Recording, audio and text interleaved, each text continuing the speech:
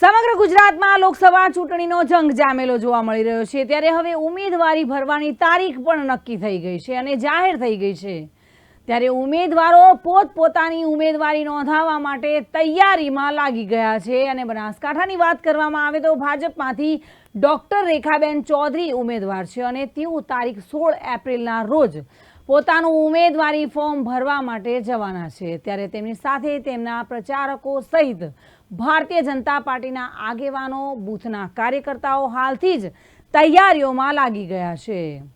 Today ન્યૂઝની TV screen પર દેખાતા દ્રશ્યો ભાજપના સાવિયાણાના છે અને આપ જોઈ રહ્યા છો કે ઉમેદવારી ફોર્મ ભરવા જશે તે સમયે ડોક્ટર રેખાબેન ચૌધરી અને તેમની સાથે જનારા તેમના પ્રચારકો સહિત સમર્થકો માટે વિશાળકાય મંડપની વ્યવસ્થા કરવામાં આવી છે ત્યારે તૈયારીઓમાં લાગી જનારા ભારતીય જનતા પાર્ટીના જિલ્લા યુવા મોરચાના સાગરભાઈ ચૌધરી સહિત યુવા મોરચાના યુવાનો શું કહી રહ્યા છે આવો જાણીશું।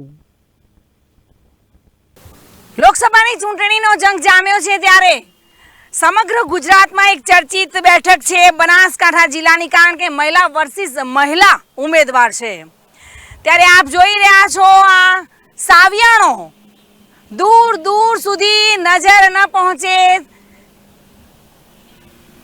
તેટલા મોટા મંડપમાં ખુરશીઓ વિછાવવામાં આવી છે। તૈયારીઓ ચાલી રહી છે।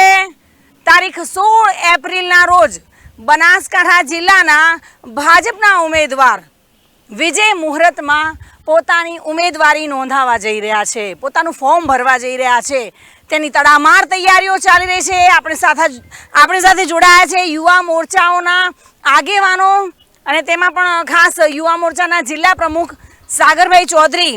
કઈ રીતની તૈયારીઓ ચાલી રહી છે? જી બેન, આપે વાત કરીએ પ્રમાણે 16 એપ્રિલ ભારતીય જનતા પાર્ટીના લોકપ્રિય ઉમેદવાર અમારા આદરણીય ડૉક્ટર રેખાબેન ચૌધરીના જનસમર્થનમાં આપ જોઈ શકો છો બનાસકાંઠાની સર્વ સમાજ દ્વારા લાખોની જન્મદિનીમાં બેનને સૌ આશીર્વાદ માટે આ સભામાં આવવાના છે।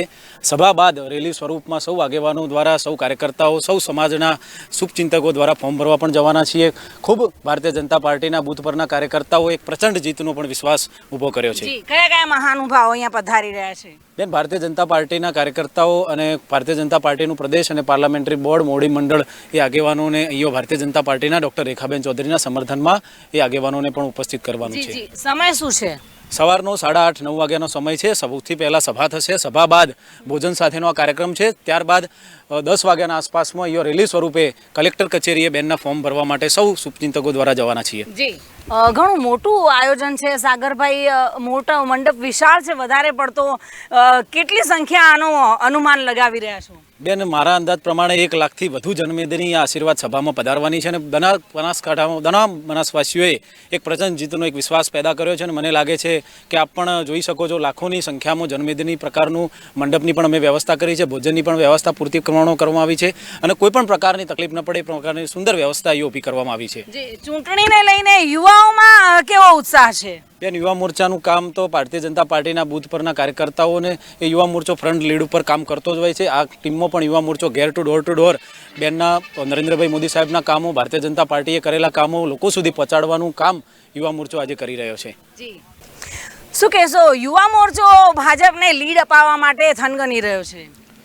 ભારતીય જનતા પાર્ટીના યુવા મોરચાનો પાયાનો કાર્યકર્તા એ પોતાના બૂથથી લઈ અને નરેન્દ્રભાઈ મોદી સાહેબની સરકારના અંદર જે પ્રકારે યુવાનો માટે કામ થયું છે, જે પ્રકારે સ્ટાર્ટઅપ ઇન્ડિયા હોય, ઇનોવેશનનું કામ હોય, એ પ્રકારે એટલે યુવાનો માટે જે નરેન્દ્રભાઈ વિચારી રહ્યા છે એના કારણે આખા ભારત દેશે આજે ત્રીજી વખત નરેન્દ્રભાઈ મોદી સાહેબને વડાપ્રધાન બનાવવાનું મન બનાવી ચૂક્યું છે।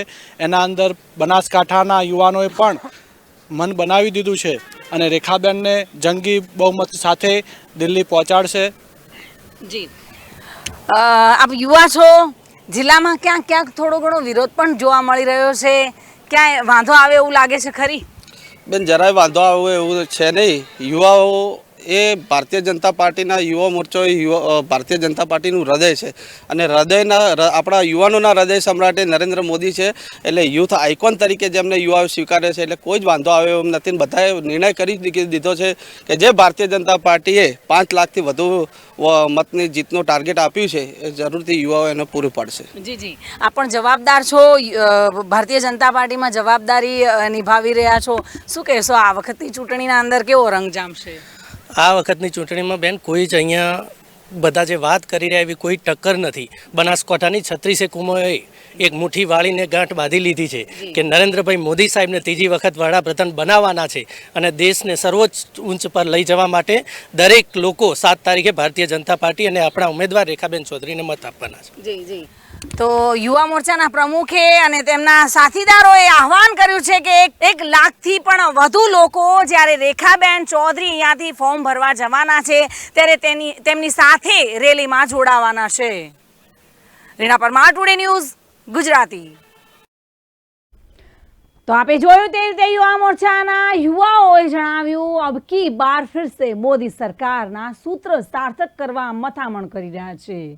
ત્યારે 16 એપ્રિલના રોજ ડોક્ટર રેખાબેન ચૌધરી પોતાની ઉમેદવારી પત્રક નોંધાવવા જઈ રહ્યા છે અને તેમની સાથે હજારોની લાખોની જનમેદની સાથે લોકો તેમનો ઉત્સાહ વધારશે અને જીત અપાવશે તેવો વિશ્વાસ વ્યક્ત કરશે. ત્યારે સૂત્રો પાસેથી મળતી માહિતી મુજબ 1 લાખથી વધુ લોકો ઉમેદવારી નોંધાવવાની તારીખે તેમની સાથે જવાના છે. ત્યારે એક નવીન કીર્તિમાન સર્જાય તો નવાઈ નહીં રહે. નમસ્કાર.